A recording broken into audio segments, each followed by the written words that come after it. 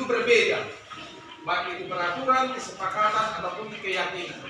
Nah, contoh peraturan di sekolah apa?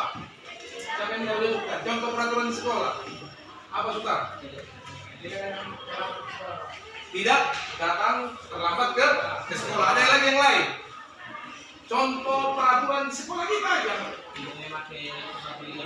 Tidak memakai sepatu yang putih. Ada lagi yang lain? Berpakaian rapi dan lengkap. Nah, itulah contoh peraturan. Nah, kalau peraturan itu yang tidak dijalankan, apa yang terjadi? Kalau peraturan itu kita tidak jalankan di sekolah, apa yang akan terjadi? Akan mendapat sanksi. Ya, jadi jangan bahasanya hukum ya, tapi ada istilahnya konsekuensi yang lebih enak bahasanya. Jangan kita pakai bahasa di luar sana, tidak pakai helm, ditindak, pidana, dihukum. Jadi di sekolah itu namanya setiap yang melanggar aturan itu namanya memberikan konsekuensi. Nah, hari ini kita akan membuat yang namanya keyakinan kelas. Jadi keyakinan kelas itu adalah suatu nilai-nilai atau prinsip yang secara universal tanpa memandang ras, suku, negara, dan yang lainnya. Akhirnya di dalam nilai-nilai yang kita anggap benar. Contoh kecilnya tadi saling menghormati, saling ada nilai di situ.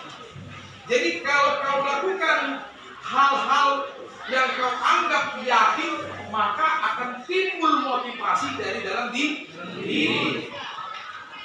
Jangan kita termotivasi karena pengaruh orang luar saja, harus dari dalam diri. Ya, nah jadi di sini Bapak akan memberikan stick note. Nanti per orang dibuatkan tulisan apa kira-kira yang kau yakini di sekolah ini, yang kau yakini di kelas ini, yang kau anggap bisa memunculkan motivasi dari dirimu sendiri. Ya, oke. Nah, ini apanya? Itu di sekolah yang bisa itu memunculkan motivasi dari dalam diri. Oke, tuliskan dan ingat jangan menggunakan kata yang negatif. Jangan, tidak, buatlah kata-kata yang bermakna positif. Ya, Pak. Oke, silakan tuliskan.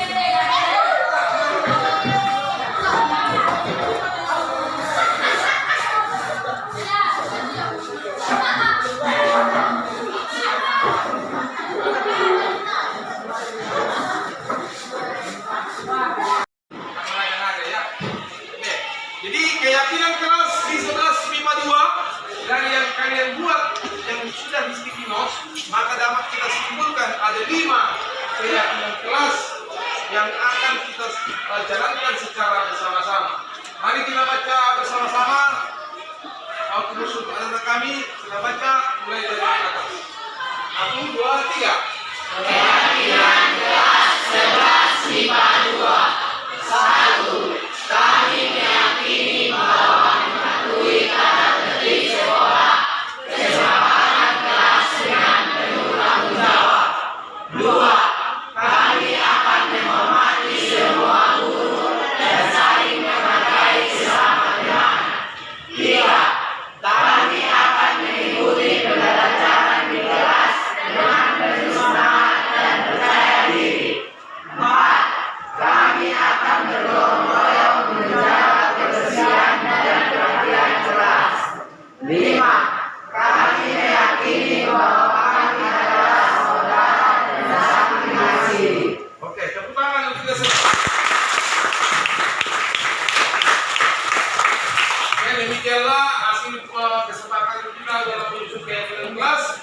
mudah-mudahan dapat kita jalankan secara bersama-sama.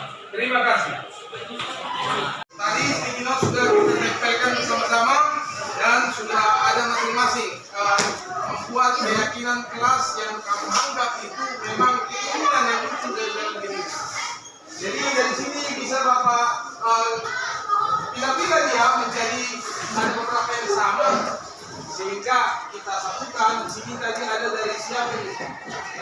Misalnya si Rizwan, saya ingin datang tepat waktu ke sekolah. Kemudian ada lagi si Lasya, datang ke sekolah tepat waktu. Nah, karena ini sama, maka kita satukan. Seperti yang kamu buat. Kemudian ada lagi belajar dengan rajin. Ini dari COD. Kemudian kita harus belajar dengan giat dan semangat. Nah, karena sama juga kita satukan. Ada lagi berpakaian yang lengkap dan rapi. Saya akan berusaha menjadi anak yang berpakaian rapi, berpakaian dengan lengkap dan rapi. Ada beberapa yang buat kita samakan. Nah, ini yang unik ini. Anggi katanya persaudaraan. Kemudian ada lagi, saya akan berusaha menjadi teman yang baik bagi teman-teman. Itu yang diyakininya. Ini ada lagi, sama saling menghormati sama lain, menyapa guru ketika berpapasan. Saya selalu bicara. Nah, jadi itu kita anggap sama, ini sudah kita satukan.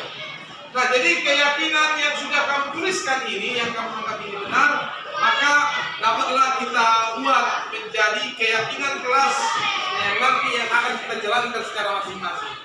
Ingat, keyakinan kelas itu dijalankan bukan karena alasan atau karena peraturan, bukan, tetapi karena ada motivasi dari dalam diri. Jadi keyakinan kelas ini bisa berubah. Jadi enggak hanya ini aja, itu bisa berubah. Kalau ada yang kurang pas, kita tinjau lagi, kita buat lagi kembali keyakinan kelas kita yang baru untuk kita jalankan secara bersama-sama. Assalamualaikum warahmatullahi wabarakatuh. Selamat pagi, salam sejahtera bagi kita sekalian. Puji dan syukur kita panjatkan kehadirat Tuhan Yang Maha Esa, karena pada pagi hari ini kita masih diberi kesehatan dan kesempatan sehingga kita dapat hadir di ruangan ini untuk mengikuti seminar pengimbasan modul 1/4 budaya positif di SMA Negeri 1 Kolam. Adapun susunan acara yang akan kita ikuti nantinya, yang pertama kata pembuka oleh protokol oleh saya sendiri, yang kedua nanti akan menyanyikan lagu Indonesia Raya, kemudian diikuti dengan menyanyikan Mars Guru Penggerak. Berikutnya akan dibuka acara dengan doa oleh Bapak Erick Taurus SPD. Kemudian dilanjutkan dengan ketersambutan dan pembukaan seminar pengimbasan modul 1/4 budaya positif oleh Ibu Kepala Sekolah SMA Negeri 1 Kolam, Ibu Satriati Pasaribu SPD MSI. Berikutnya penyajian yang langsung diberikan nanti materi sesi 1 dengan narasumber Bapak Penulis M. STH MPD CGP Angkatan ke-7. Kemudian berikutnya sesi tanya jawab pertama, sesi pertama. Lalu kita nanti akan break atau istirahat 10 menit, lalu diikuti dengan penyajian dengan narasumber Bapak Riko Welly Panjaitan SPD pada sesi kedua dengan CGP Angkatan 7. Berikutnya sesi tanya jawab, itu sesi kedua. Lalu ditutup dengan doa dan makan siang. Baiklah, untuk mempersingkat waktu, kita mulai atas pembuka oleh protokol, yang langsung saja kita ke acara kedua, yaitu menyanyikan lagu Indonesia Raya. Hadirin dipersilakan berdiri. Indonesia tanah airku, tanah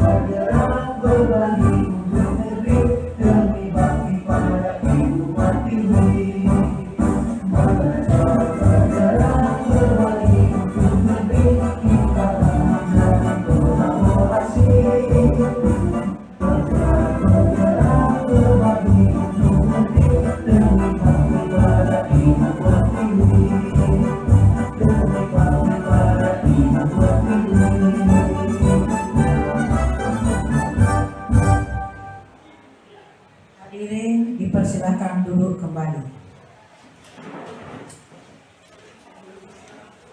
Untuk memperlancar acara kita dan mengambil hikmah dari acara ini, marilah kita dengarkan doa yang disampaikan oleh Bapak Erik Hutaulung SPD. Kepada Bapak kami persilakan.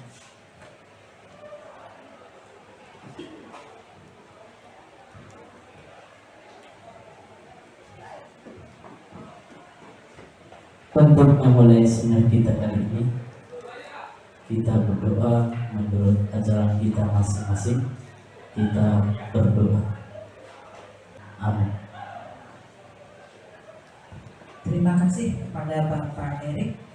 Berikutnya kata sambutan dan pembukaan seminar pembahasan modul 1.4 budaya positif yang disampaikan oleh Ibu Kepala SMA Negeri 1 Kolang.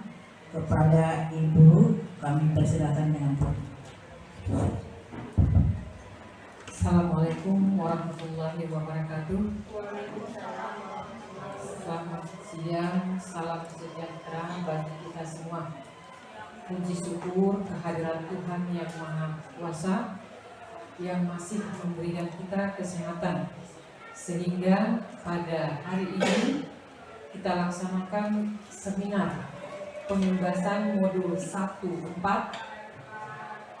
budaya positif yang diterapkan di dalam sekolah SMA Negeri 1 Kolang ini.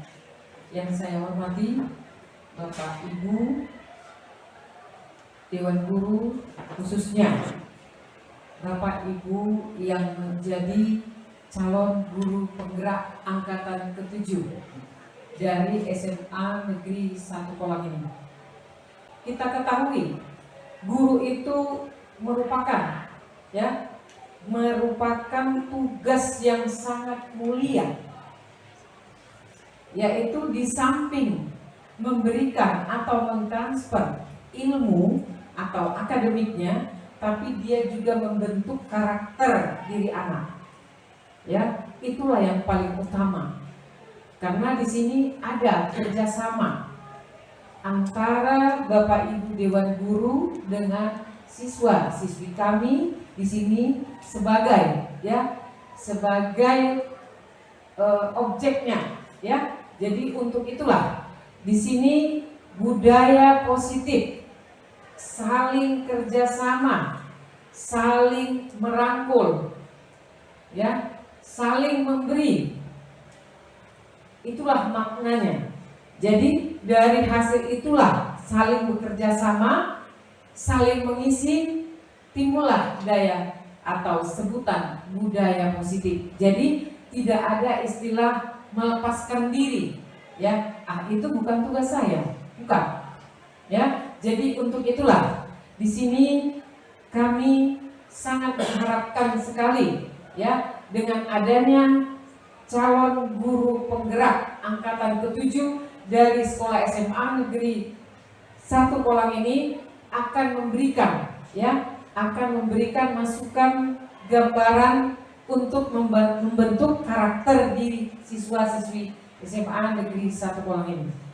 Di sini, ya, tidak panjang lebar lagi, pada hari ini saya akan membuka seminar pengimbasan modul 1-4 dengan budaya positif, dengan menumbuhkan, ya, sebenarnya kalimatnya supaya lebih tegas, menumbuhkan budaya positif. Secara resmi hari ini akan saya buka.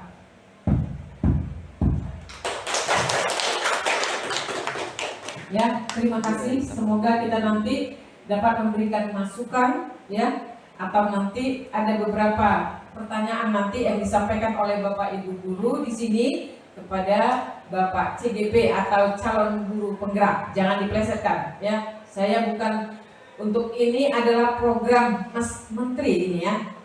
Program dari Bapak Menteri Pendidikan, yaitu Mas Nadiem Makarim, ya. Jadi ini merupakan program nasional, bukan program SMA Negeri 1 Kolang. Ya, jadi dapat kita maknai masing-masing. Ya, untuk itulah saya mengucapkan sekali lagi selamat buat Bapak berdua, yaitu Bapak Parnoles Manalu dan Bapak Riko Weli Panjaitan, dapat dapat memikul, ya, sebagai calon guru penggerak. Nanti dari hasil ini nanti nggak ada C-nya lagi, sudah guru penggerak, ya. Jadi dia dapat menggerakkan apa saja yang menjadi karakter daripada siswa-siswi kita dari SMA Negeri 1 Kolang ini. Kita ketahui, ya, pada tahun ajaran baru nanti atau PPDB nanti 2022-2023 itu kita akan melaksanakan kurikulum, ya, kurikulum merdeka, yaitu kurikulum merdeka itu ada 3 tahapan. Yang pertama merdeka belajar, yang kedua merdeka berbagi, dan yang ketiga merdeka berubah. Kita sudah masuki tahapan kedua, ya Pak, ya.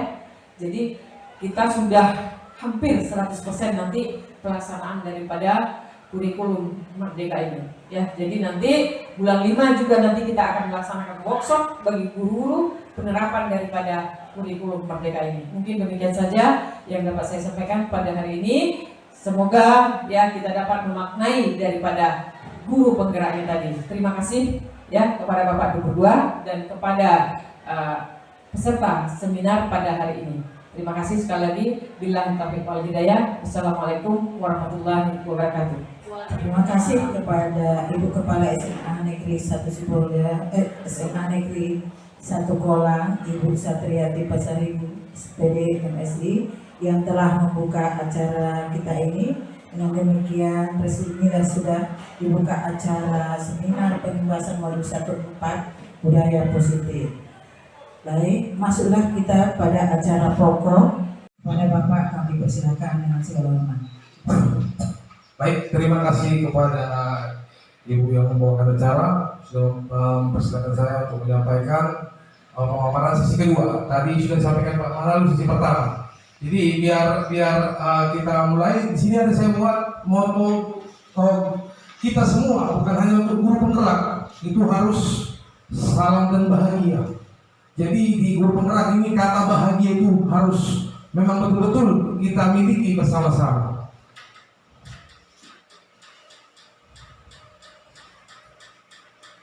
Nah, capaian umum tadi sudah sampaikan Pak Manalul secara detail. Ini juga capaian umum di materi yang keempat, 5 dan 6.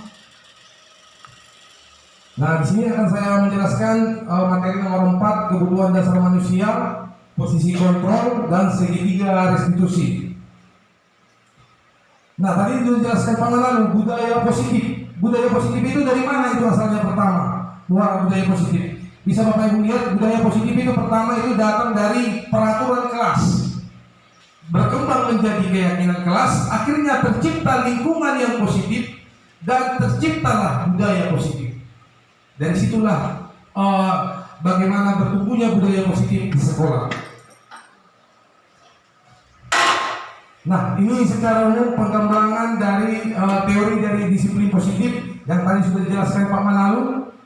Ada di situ teori kontrol, teori pilihan, kemudian motivasi, ada beberapa jenis motivasi. Nah, di sini saya akan menjelaskan ini 5 kebutuhan dasar manusia, posisi kontrol, dan yang terakhir penerapan dari restitusi. Ini sudah tadi dijelaskan Pak Manalul apa makna disiplin.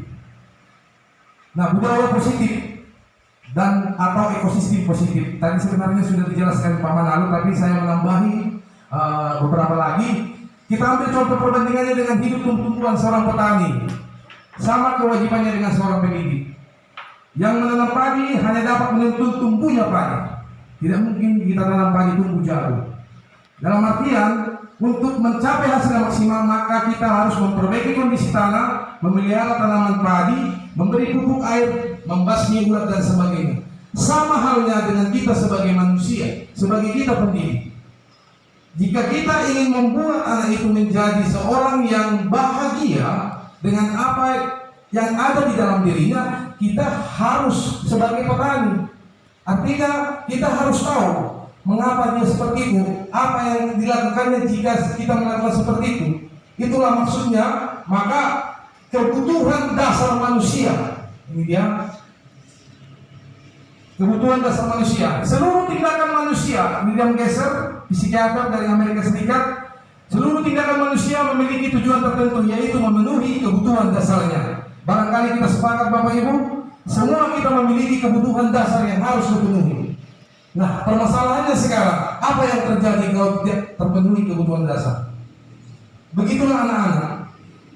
Kalau tidak terpenuhi kebutuhan dasarnya, bagaimana dia akan merasa senang melakukan kegiatannya?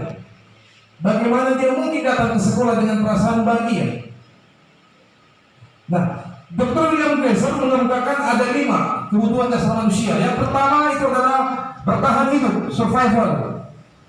Ya, bertahan hidup ini bersifat fisiologis. Artinya kebutuhan sandang, pangan, papan. Boleh kita pikirkan Bapak Ibu, mungkin kita tanya sama nanti pagi hari, sudah sarapan lah? Apa yang terjadi kalau mereka tidak sarapan atau belum ada mengisi makanan belum? Mungkin pada saat mengikuti pelajaran tidak akan merasa nyaman yang tidak ada dalam dirinya. Kemudian kalau rumahnya kebanjiran, mungkin nggak dia apa? Tidak akan mungkin. Artinya apa?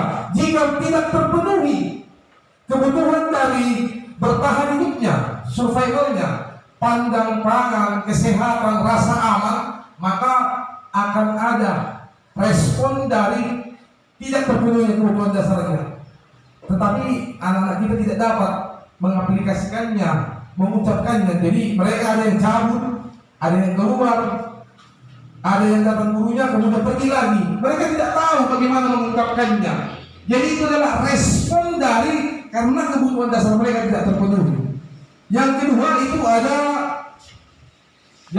ada kebebasan, freedom. Barangkali kita juga sudah tahu kebebasan di sini bukan berarti Bapak Ibu kita suruh siswa bebas di dalam kelas, bukan. Kebebasan di sini artinya bagaimana seseorang siswa itu kita suruh memilih dengan apa yang diyakininya. Bebas bukan berarti bebas melakukan apa yang diinginkannya. Jadi jika tidak ada rasa ingin kebebasan, maka itu tadi akan nampak dari responnya. Kemudian ada yang ketiga. Yang ketiga itu ada saya nextkan aja, ini dia. Bertahan hidup. Yang kedua cinta kasih, rasa memiliki dan dimiliki, love and belonging, merupakan keinginan terhubung dengan orang lain. Barangkali dalam kelas kita sepakat Bapak Ibu guru, pasti yang kita kenal adalah orang yang baik dan orang yang tidak baik. Sedangkan orang yang biasa-biasa saja kita tidak kenal. Padahal jauh di dalam hati anak-anak didik kita itu, sekalipun itu cuek, itu pengen itu bergabung dengan komunitas atau kelompok yang lainnya. Cuma mereka tidak tahu bagaimana mengaplikasikannya. Makanya sebagai guru tugas kita.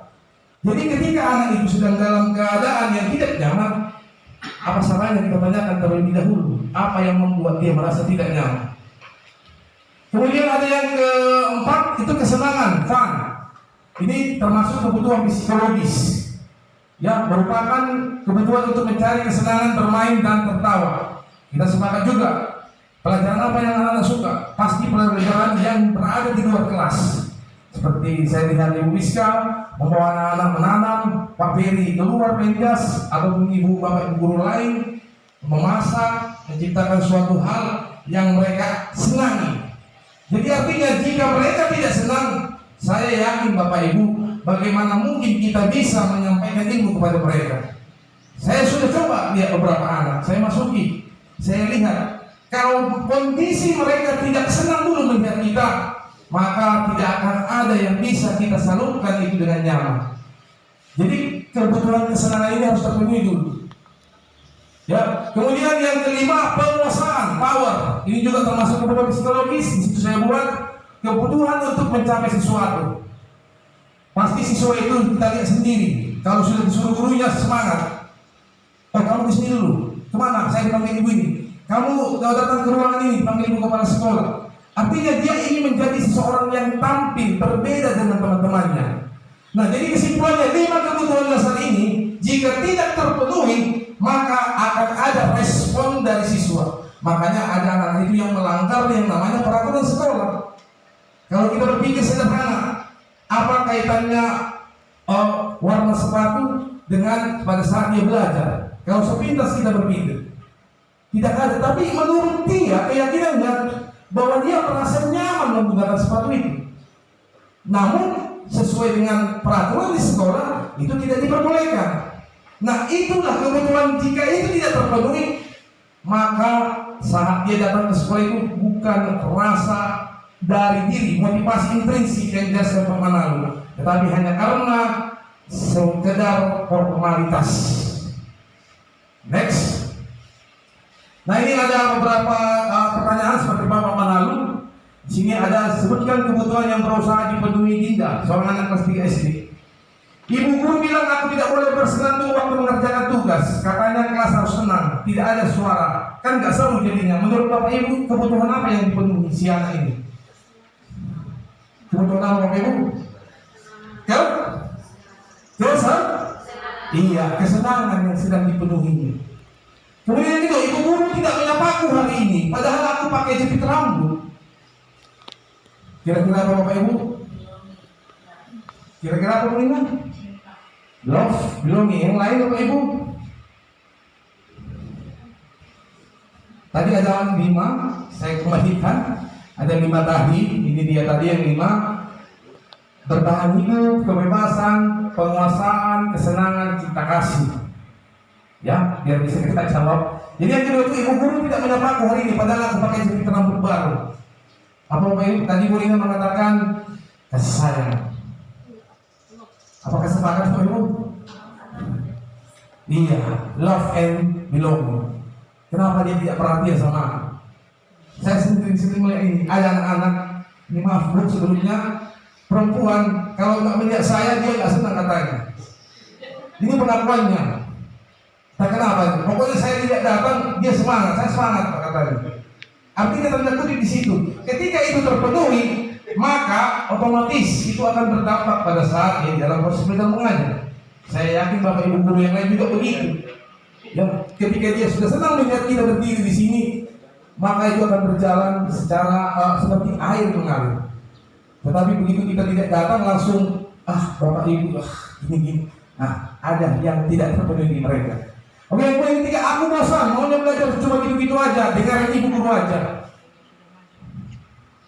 Aku bosan, maunya belajarnya, masa belajarnya cuma gitu-gitu aja, dengarin ibu guru aja. Kebutuhan apa ini Bapak Ibu? Kebutuhan apa? Iya, freedom. Dia ingin kebebasan. Seperti saya guru matematika, kalau di dalam kelas mungkin mereka merasa bosan. Jadi kalau tertentu saya ajak ke sini, senang. Walaupun tidak tahu mereka, senang mereka. Suasana baru pikiran mereka. Yang terakhir Bapak Ibu, aku sebel, gambarku tidak rapi, malah ibu guru tunjukin ke teman-temanku di depan kelas. Kemudian apa ini Bapak Ibu? Aku sebel, gambarku tidak rapi, malah ibu guru tunjukin ke teman-teman di depan kelas. Kita kasih apa Bapak Ibu? Penguasaan. Ya, dia dengan loyal, dengan cepatnya mengatakan perasaannya kepada gurunya. Kemudian menjudge gurunya. Itu penguasaan. Barangkali juga kita temukan di kelas, guru itu seperti dikuasai oleh siswa. Maunya Pak begini. Seperti yang dikatakan Pak Manarul sebagai seorang guru penggerak tadi menjawab pertanyaan ini begini sedikit. Apa yang sudah Bapak Ibu lakukan? Jujur Bu, saya belum banyak, tapi sedikit sudah saya lakukan di beberapa kelas. 11 IPA 2, 11 IPA 1, 12 IPA 1 saya lakukan Bapak Ibu. Saya tanya, saat saya mengajar saya tanya dulu, bagaimana kabar kalian? Siap enggak? Saya tanya dulu kesiapan mereka. Materi yang saya sampaikan tidak saya ajarkan secara detail. Saya kembalikan ke awal. Artinya apa? Saya berusaha memenuhi kebutuhan mereka dulu. Ketika mereka sudah memenuhi, baru berjalan. Kalau kita paksanya mereka langsung ke high level ikan muringan kimia, padahal dasarnya dia tidak tahu perkalian, pembagian, sia-sia Bapak Ibu. Jadi kita paksa mereka itu ke level yang kita inginkan. Padahal menurut kejar dewantara manusia itu lahir sesuai dengan kodratnya. Sama seperti monyet, saya ceritakan sama anak. Monyet pada hakikatnya itu adalah binatang yang bisa memanjat, bisa berjalan, bisa berenang, bisa melompat. Tetapi dari semua itu, kera itu pada hakikatnya hanya hewan yang di pohon, memanjat. Begitulah dengan anak-anak didik kita. Sudah kodratnya mereka. Tidak mungkin saya paksa si A bisa pintar matematika, impossible. Si B pintar kimia, tidak akan mungkin. Tetapi dari semua yang saya berikan, ada beberapa yang mereka dapat, itu adalah suatu keberhasilan bagi kita Bapak Ibu. Oke, lanjut, next. Nah, ini dia 5 posisi kontrol. Materi yang selanjutnya tadi diterangkan Pak Panalun. Di sini 5 posisi kontrol oleh Diana Gosel dalam bukunya The Extraction of School Discipline tahun 1998 dalam bukunya. Ada 5 posisi kita di dalam sekolah. Yaitu yang pertama adalah pembuka, membuat orang merasa bersalah, teman, monitor atau pemantau, yang terakhir manajer. Kira-kira saya mau tanya dulu, sampai sejauh ini Bapak Ibu guru sudah kita mengajar, kira-kira sudah di posisi mana kita kira-kira levelnya saat ini yang sering kita lakukan di sekolah ataupun di kelas? Sebagaimana dulu saya perhatikan kalau di kelas, di kantor guru, kebanyakan kita ini di SMA Pelangi guru-gurunya luar biasa. Sebagai teman saya ini, Ibu Sri Suti, walau aman, semua sebagai teman. Ya, kalau dia salah, kalau kita judge, nanti dia kontrol. Seseorang anak yang salah, langsung kita buat dengan tindakan yang tidak diinginkannya, responnya tidak baik dari dia. Tetapi coba, kalau kita memposisikan diri sebagai teman, kita tanya dulu, kenapa? Apa alasannya? Ya, jadi ada 5 posisi kontrol. Jadi yang diharapkan dari 5 posisi kontrol ini, nantinya kami guru penggerak ini mengimbaskan kepada rekan-rekan Bapak Ibu guru lain. Ini posisi yang terakhir, yaitu posisi seorang manajer. Maaf Ibu kepala sekolah, posisi manajer. Ya, bagaimana kita itu meminta siswa menemukan solusi dari permasalahan yang dilakukannya. dia yang menemukan, apakah dia sepakat, apakah dia mau melakukan perubahan. Artinya permasalahan yang didatangkannya harus diselesaikannya dengan penuh tanggung jawab. Dan inilah yang diminta. Walaupun pada nyatanya kita itu ada juga teman, pemantau, tidak salah. Coba kita lihat di sini. Nah, coba ini. Kalau kita lihat dulu, saya kecewa sekali dengan kamu. Kira-kira ini di posisi mana ini?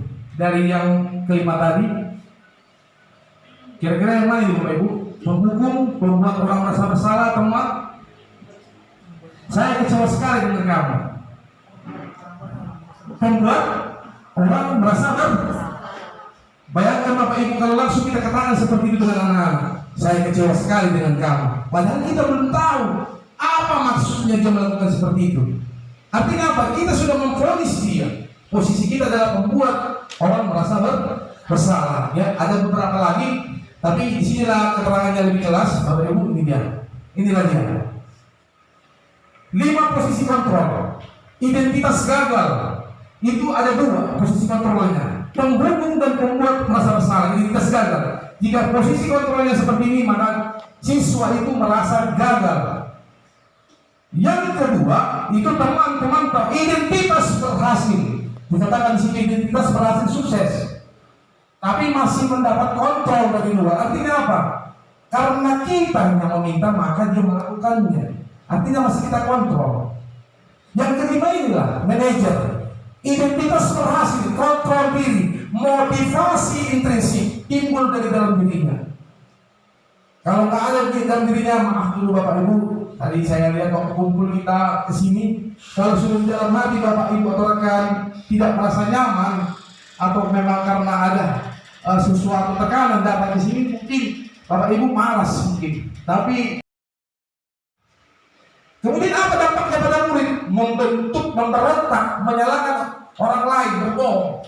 Ini saya dapat di kelas 11 IPS 2. Mau apapun saya bilang, berbohong, melawan. Ini.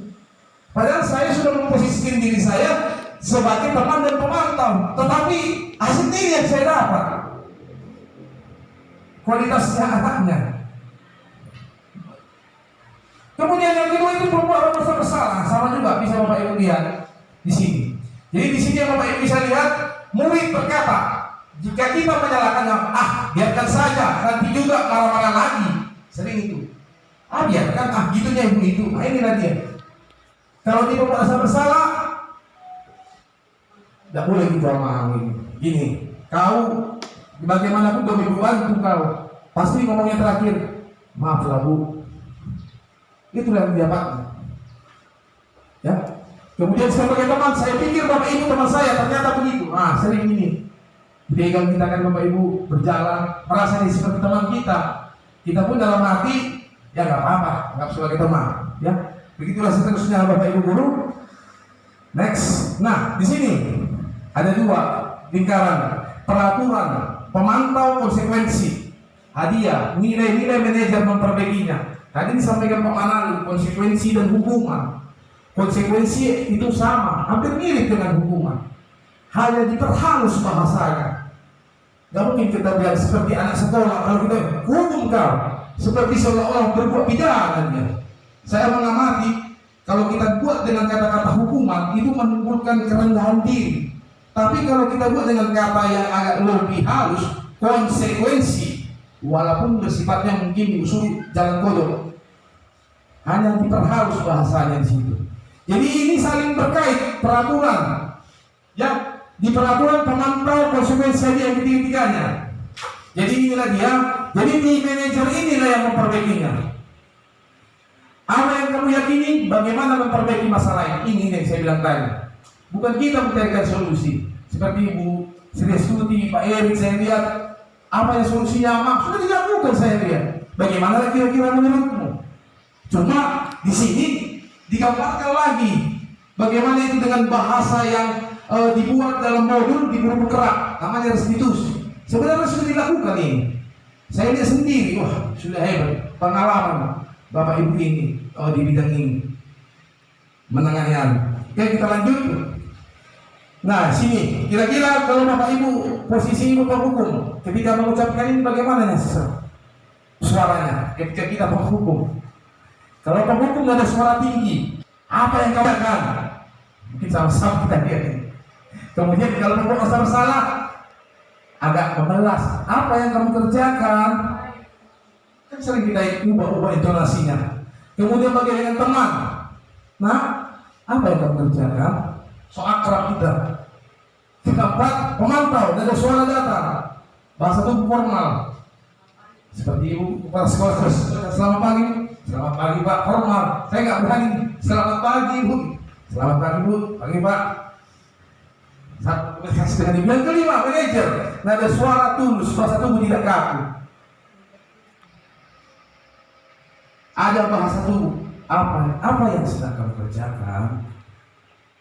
Jadi kalau kita sering saya dengar ada ibu bapak kita kan, ngapain kau sini? Itulah. Mungkin nggak terpikir kita, namanya juga emosi. Jadi ketika ditanya dalam diri kita, itu hanya sekedar teorinya itu, padahal faktanya enggak benar Bapak Ibu. Semua itu bersumber dari teori. Tidak ada teori, maka praktiknya tidak ada. Kenapa praktik itu salah? Karena melenceng dari teori yang kita ketahui. Itu ya Bapak Ibu. Jadi ketika salah, walaupun anak itu salah kita kasar, ya memang boleh-boleh saja kita berbicara dengan kasar. Tapi di dalam hatinya, soal ini main puan, pasti itu. Saya sering debat itu. Soal ini main ini, gak cantik lagi ibu. Senyum kita, cantik ibu. Menguasai kita. Oke, kita lihat Bapak Ibu.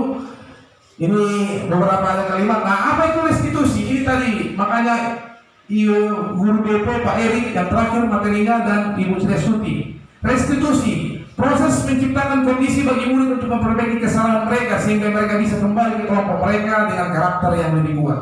Ini tadi yang saya katakan restitusi. Jadi bahasanya Ibu Sresuti, Pak Erik restitusi, proses dialog antara guru, orang tua atau wali. Sudah Bapak Ibu lakukan. Ya, inilah dia yang disebut di guru penggerak ini, namanya restitusi. Nah, ciri-ciri restitusi ada 9. Bukan untuk mencari kesalahan, namun untuk belajar dari kesalahan. Semua kita pernah salah, anak-anak pun pasti salah. Tapi itu bukan untuk karena kesalahannya. Kemudian memperbaiki hubungan. Barangkali kita sudah tahu, tawaran bukan paksaan. Jadi ketika kita memberikan solusi, dari mereka yang memberi dan kita tidak memaksa. Keempat, restitusi menuntut anak untuk melihat ke dalam diri. Akhirnya setelah kita berdialog, dievaluasilah dirinya. Dan seterusnya berfokus pada solusi. Ada kata kunci di sini Bapak Ibu, fokus pada solusi. Mengembalikan murid yang bersalah pada kelompoknya. Jadi restitusi berfokus pada solusi, bukan kepada tindakan menghukum. Inilah segitiga restitusi. Yang pertama, menstabilkan identitas. Ini dia. Bagaimana kita menstabilkan identitas? Ketika anak itu salah, kita panggil, kita jawab aja. Nah, setiap orang pasti akan melakukan kesalahan. Pasti dia merasa stabil. Yang emosi, iya. Tapi kalau dia marah, kapan dong ya? Langsung kita marahin. Api sama api ketemu, apa yang terjadi Bapak Ibu?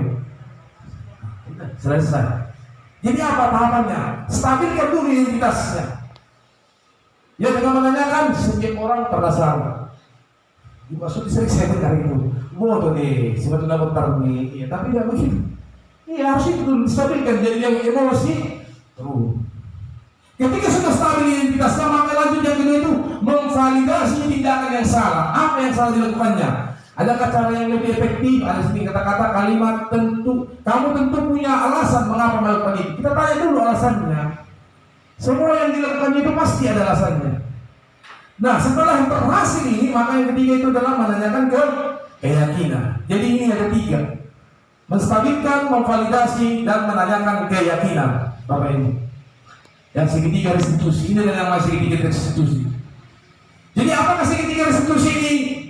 Kalau misalnya itu dijalankan pada tindakan anak yang sering melanggar, tidak. Kita bisa juga langsung menanyakan keyakinannya. Contoh kecil, terlambat masuk kelas 5 menit. Nggak mungkin kita restitusi Bapak Ibu 5 menit. Itu pun hanya sekali. Yang kita anggap itu ringan, boleh langsung ke menanyakan keyakinan. Menurutmu nak, dengan kedatanganmu saat ini, apakah itu sudah benar? Tidak, udah selesai. Tapi kalau berantam, mencuri atau yang lainnya, ya mungkin segitiga restitusinya yang kita terapkan. Next, nah di sini dia untuk membuat anak merasa gagal berbuat salah menjadi positif terhadap dirinya. Ini contoh kata-katanya. Guru berkata, berbuat salah itu manusiawi. Tidak ada manusia yang sempurna. Bapak Ibu juga salah. Inilah kata-kata yang diucapkan. Ketika kita menstabilkan identitas anak,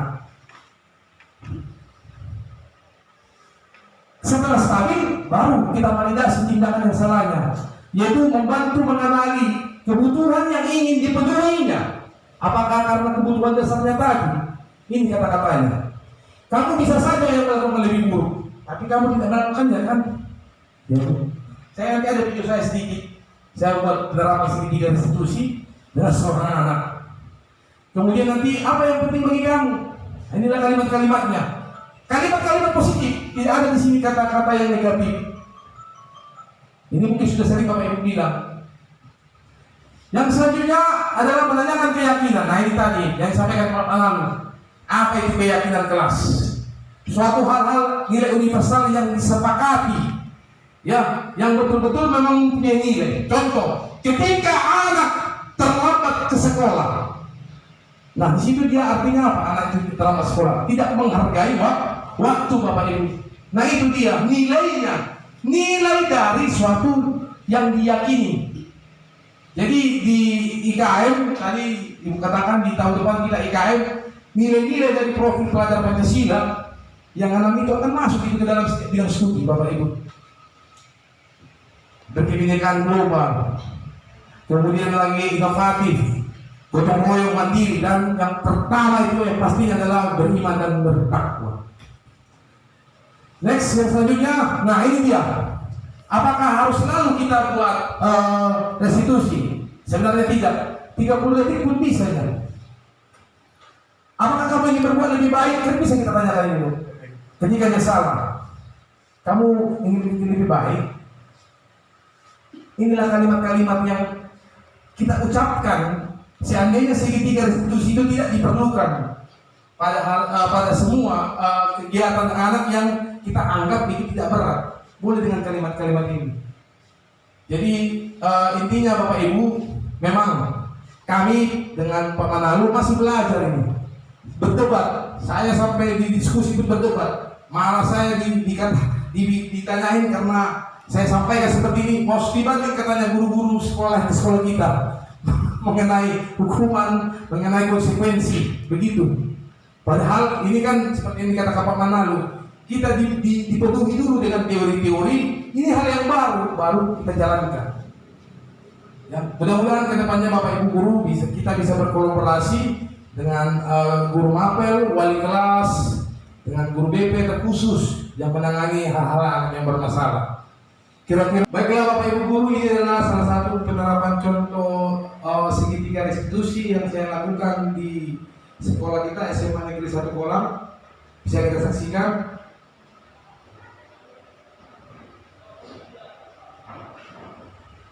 Nah di sini kegiatan masih menstabilkan identitas.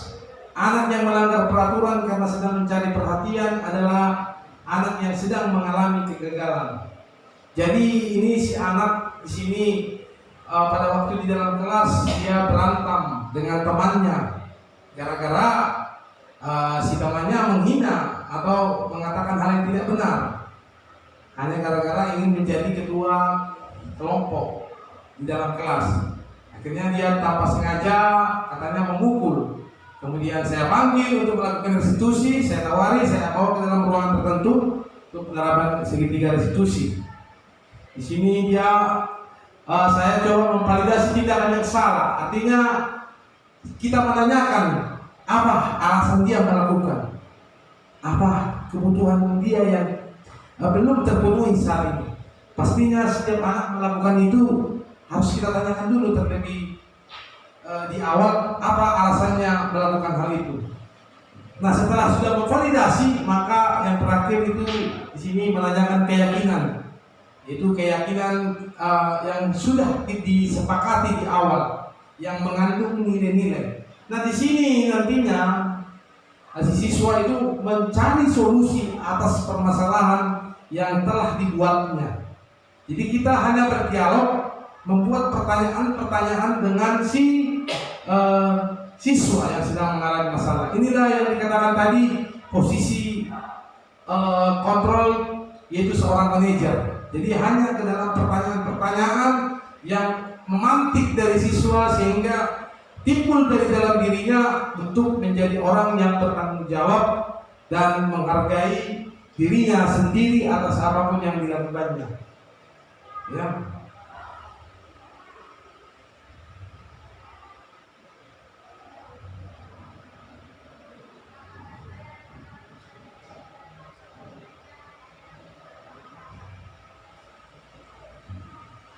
Oke, saya rasa ini salah satu contoh dari penerapan segitiga restitusi di dalam sekolah yang sudah saya lakukan.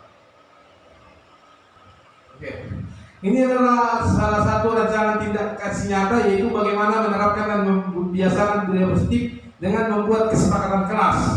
Tadi juga sudah dijelaskan di awal pada sesi pertama. Ini ada beberapa dokumentasi. Saya membuat kesepakatan kelas, ini di kelas 11 IPS 2 yang sudah dibuat kesepakatan kelas yang sudah disepakati bersama. Nah, yang di bawah ini adalah bagaimana itu membuat keyakinan kelas, yaitu dengan membagikan di awal membagikan kertas, kemudian nanti dikumpulkan mana yang sama, mana yang tidak sama, disatukan, dibentuk menjadi satu yang kita anggap sama. Jadi dalam menyusun keyakinan kelas, setelah kita susun, maka nantinya kita tempelkan di dalam kelas untuk dapat dilihat oleh semua para murid-murid yang sudah membuat atau sedang bersama-sama membuat keyakinan kelas. Kira-kira itulah yang bisa saya sampaikan Bapak Ibu Guru. Kurang lebihnya saya mohon maaf. Saya kembalikan kepada Ibu pembawa acara. Terima kasih kepada Bapak narasumber.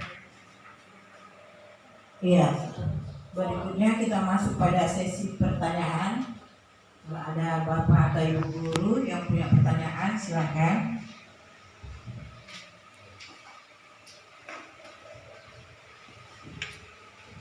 Terima kasih atas kesempatan yang telah diberikan kepada saya.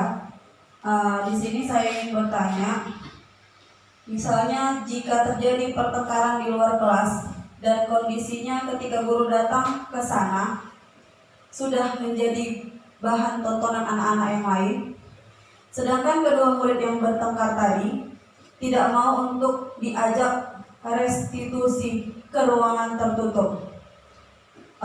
Bolehkah secara terbuka melakukan restitusi di hadapan teman-teman yang lainnya? Terima kasih.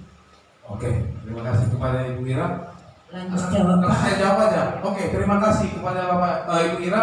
Maksud pertanyaan Ibu Ira sekarang tadi, ketika anak itu melakukan kesalahannya menjadi tontonan anak-anak, pada saat itu kita guru berada di situ langsung melakukan restitusi. Tadi sudah saya sampaikan Ibu Ira bahwa restitusi itu adalah tawaran kepada anak. Artinya kalau tawaran itu ada proses dialog antara guru, wali kelas, BB dengan anak. Jadi kalau terjadi seperti itu, restitusi itu baiknya Bu di ruangan tertentu. Iya. Jadi kalau kita buat di situ nanti anak yang lain mengganggu konsentrasinya. Jadi pada saat dia lagi bermasalah, kita bawa ke ruangan, kita stabilkan lagi Bu yang pertama tadi. Kita bawa satu-satu ke sini. Harus kita stabilkan dulu mereka. Kalau nggak nanti selesai di situ Bu. Jadi restitusi itu baiknya dilakukan di suatu ruangan yang kita anggap benar, cocok untuk melakukan dialog dengan anak yang membuat atau yang dalam keadaan bermasalah. Kira-kira begitu Ibu Ira. Oke, terima kasih Pak Ibu Ira. Ya, selanjutnya ya kepada Ibu Epo. Oke, terima kasih buat kesempatannya. Tadi Bapak sampaikan itu mengenai kebutuhan dasar manusia ada 5. Yang pertama itu bertahan hidup, yang kedua kebebasan, yang ketiga cinta kasih, yang keempat kesenangan, yang kelima penguasaan. Yang menjadi pertanyaan saya, Pak, jika di antara salah satu yang kelima itu tidak dipenuhi, apakah ada faktor negatifnya? Terima kasih. Baik, terima kasih sekali Ibu Mepo. Nah, ini tadi sudah saya paparkan. Nah, pertanyaan Ibu Mepo mendetail jika tidak terpenuhi salah satu kebutuhan dasarnya, apakah ada berpengaruh faktor, itu maksud Ibu Mepo. Jadi tadi kita berbicara yang kelima, kira-kira lah, seandainya lah saya implikasikan ini kepada Ibu, kalau seandainya satu tidak terpenuhi, kira-kira apa respon dari Ibu? Kalau seandainya tidak terpenuhi satu, semisal kesenangan, apa yang Ibu lakukan biasanya? Tidak terpenuhi rasa kesenangan, apa yang bisa Ibu lakukan? Emosi, melihat orang, sama itu. Terlihatlah itu dari persuasi bahasa tubuh kita. Dipanggil dengan sopan, webo, aduh, dari perilaku kita. Makanya tadi saya sampaikan, jika 5 kebutuhan dasar tidak terpenuhi, responnya adalah dari perilaku kita yang nampak. Makanya ada yang melanggar aturan ataupun nilai-nilai yang disepakati. Jadi harus terpenuhi. Dalam artian, ya kita yang menganggapnya. Kalau anak-anak itu yang 5 itu terpenuhi, kita tidak tahu secara detailnya. Tapi kan bisa kita lihat. Mungkin Bapak Ibu kita sama-sama sepakat, kita sama tahu anak itu. Di mana anak itu kondisinya sudah siap, kira-kira begitu, Bapak. Oke, terima kasih kepada Ibu. Masih ada pertanyaan atau kita tutup acara kita ini? Oke. Cukup. Oke, cukup. Oke. Ya. Kami kembalikan kepada Ibu Pembawa. Ya, baik, terima kasih kepada Bapak narasumber, Bapak Riko Welly Pendeta. Tepuk tangan dulu. Ya, dengan demikian selesailah sudah acara demi acara seminar di dalam seminar pengembasan modul 14 budaya positif di SMA Negeri 1 Kolang. Maka akan kita tutup acara. Ya, doa yang dipimpin oleh Bapak Erik kepada Bapak kami persilakan.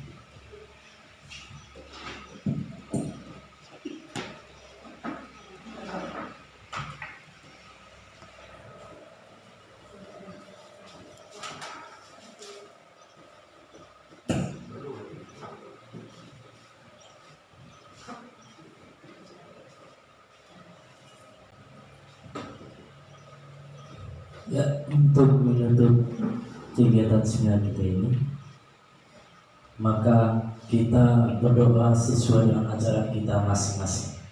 Berdoa dimulai.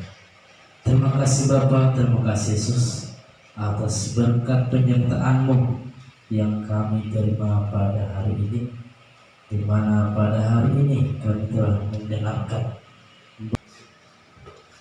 Ya, terima kasih.